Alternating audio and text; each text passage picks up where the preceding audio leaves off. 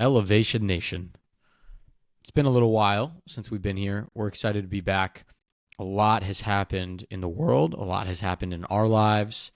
But like always, we're going to lead on some Fortitude and 15 to share with you what we're going through this week. And hopefully, it's a little bit how you feel, so you're not feeling alone. So Parker, I'm glad we're doing this. Happy Fortitude 15. You're in a new place. Let's talk about that for a minute. You moved. I'm sure that was fun. How was it? Welcome to your new apartment. Is it me or... I mean, I've been shitting on this apartment Wi-Fi the last 3 days, but I seem pretty clear here. You look great. I'm coming so in pretty handsome. clear. Got some boxes in the background. New background. Got rid of the bed, which is exciting. I hated that, how the bed was behind. Like, it was just weird every time. So I'm glad that chapter's in the rearview mirror. We have a whole new chapter up in the Upper West Side. JJ and I are turning the page on. We're excited. We'll get into that another episode. But yeah, things have been good. Last week was absolutely crazy, from my own personal life, work life, and then obviously what's happening in the world. So, we haven't talked in 2 weeks, and now we're back doing what I think we do best. And that's elevate ourselves and elevate others. So let's get into the topic, Sam. Yeah, I mean, I don't think we have a crazy set topic for this week. I think we just want to talk about how we've been feeling. I've been feeling very uneasy. We don't want to get too negative because we did have an episode on how we were feeling before, but unfortunately, I'm still feeling a lot of those things. This is a complex issue, right? Like, rooted in a lot of complexities and animosity and hatred and sadness for a very long time, and we're certainly not experts on it. What I can say with certainty is I don't think anyone should be anti-Semitic or anti-Muslim. Everyone has a right to practice the religion that they want and live the culture and life that they want. And so that's been really scary for me, Parker, is seeing the uptick in anti-Semitism, just because that's, again, me personally. Seems just absurd to me that people can still have such hatred for one group. I've been struggling with that a lot. In fact, I've been having some nightmares about it, which hasn't been fun. Nothing like people actually going through it, but it is a little scary in the world. And I do hope we get past this and realize that there's so much easier to love than to hate other people. But yeah, that's how I've been feeling. How have you been feeling, man? I mean, I feel very similar to you, uneasy, especially on top of all the other things that have transpired in my life over the past couple months. I think this has brought a different form of uneasiness and an unfortunate form of uneasiness that I have to deal with, but I guess in some weird way, like, I'm not alone dealing with it. There are other people I hang out with, socialize with, talk with, follow, read about, who are also going through that. And as terrifying as it is to feel like there's hate in the world for who I am as a person and who you are and who other people we, associate a lot of our time and things with, I find just a little bit of comfort knowing that, we're not in this alone and we're in this together. And it's not just the Jews who are supporting. There are so many other people in the world who are supporting both people in Israel, but then also people here in the United States who are feeling the forms of anti-Semitism come to light in front of us. And as I said 2 weeks ago on our episode when we first recorded after everything transpired, is, we first reacted to the war and what was happening over in Israel, but then we talked about my fear and your fear of it trickling into the United States. And it is scary when you hear the stories of people in New York City writing like "kill the Jews" on buildings, and my friends are scared to keep up their mezuzah on their wall outside, their door, fear that, someone who's delivering food might do something to them, or people who are scared to get into Ubers because there's been stories of people asking them if they're Jewish or not. Man, that hits home, because it's like not abroad. It's literally in my backyard and your backyard and Elevation Nation's backyard. It's across the world. It's a global problem. And yeah, man, it's been a struggle, but I think too, as Jews, we've always grown up, we were told the stories of the Holocaust that our families lived through. And I think we all have some form of mental fortitude, if we're talking mental fortitude, to continue to push and believe that there will be better days, and believe that we can overcome this. Because you know what, Sam? There's no other choice. That was a very dramatic ending. Yeah, I agree.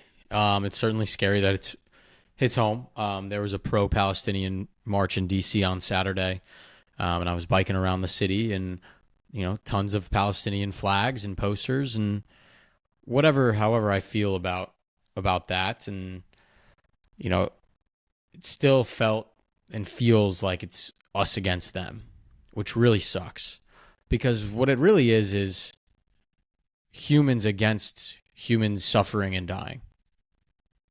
People just want to live their lives and be happy and healthy and secure. And unfortunately, this has turned into a religious battle, a cultural battle, a geopolitical battle, and a regular political battle.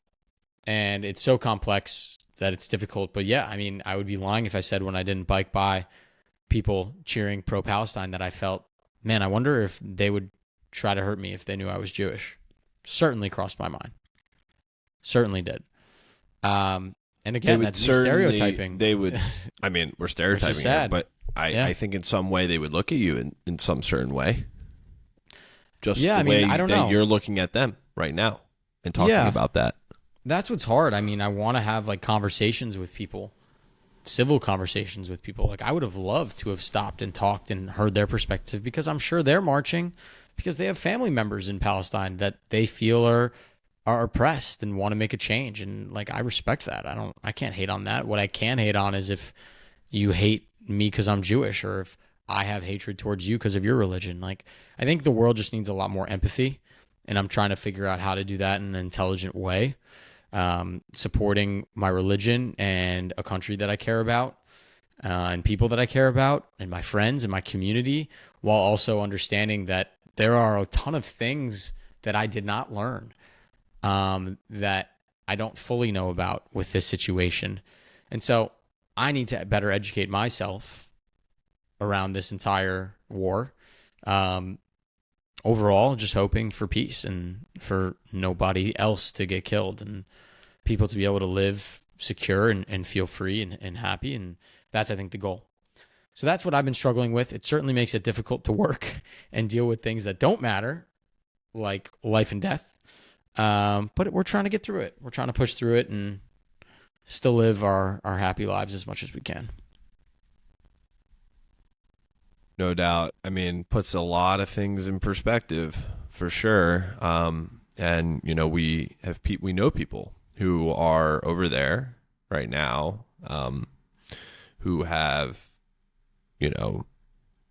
committed their life to keeping the peace and security of Israel. And it's scary to think about what they have to go through.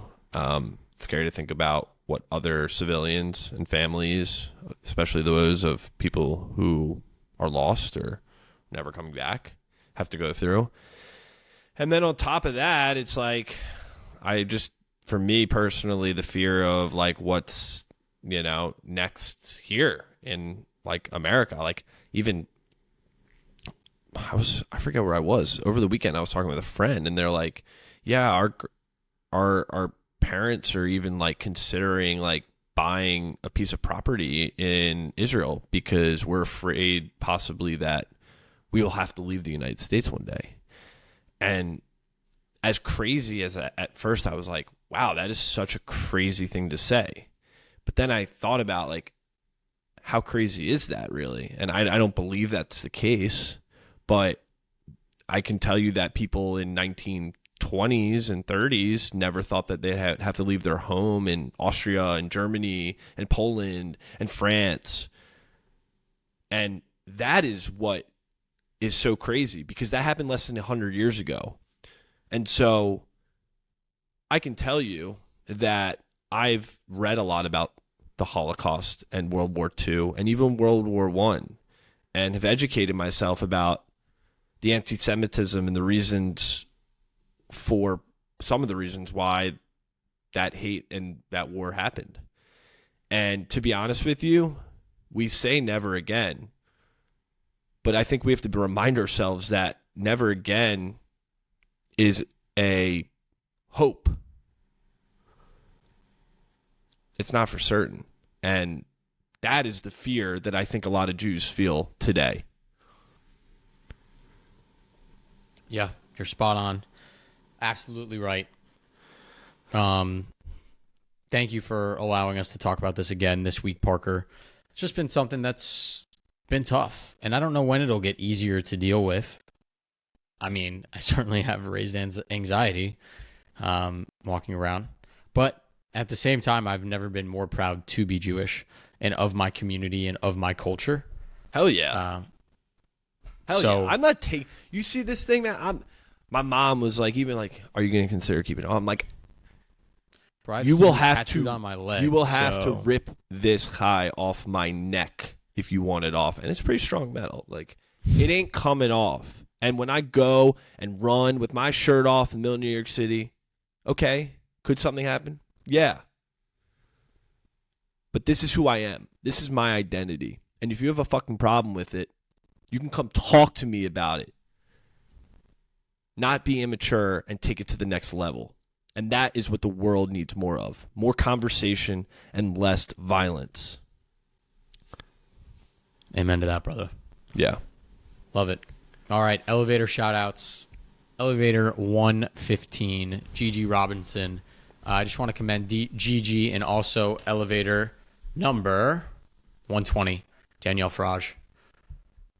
They both brought together a group of Jewish content creators, podcasters, collaborators to just get together and support and talk to each other last week when things were really not feeling good being Jewish in this country. And I really just want to commend them both for coming together and trying to build a community around our Jewish culture and identity. It's so core to who I am, so core to who Parker is, and I'm so glad that I got to join and share some thoughts. There were a ton of elevators on that call, and it's really been great to see that community stand strong together. Yeah, it's good to, like I said, have people who feel, or it's another thing too, is like we can't box feelings together. You have your feelings, I have my feelings. They are completely unique to any other feeling in the entire world, but we are in circumstances that are similar. So having the resources and the people who are going through similar circumstances to talk about how our unique feelings are, I think is really great and important and needed, especially at a time like now. So commend those awesome elevators for doing amazing things. And I commend you, Sam, for wanting to continue to talk about this topic. We're never going to stop talking about this topic. It's an important topic because, the world needs some mental fortitude right now. And if we can provide just a hair of it, I feel like that's, making a contribution to the world. Love each other, be empathetic, live life peacefully and happily. Till next week, Elevation Nation. Peace. Peace.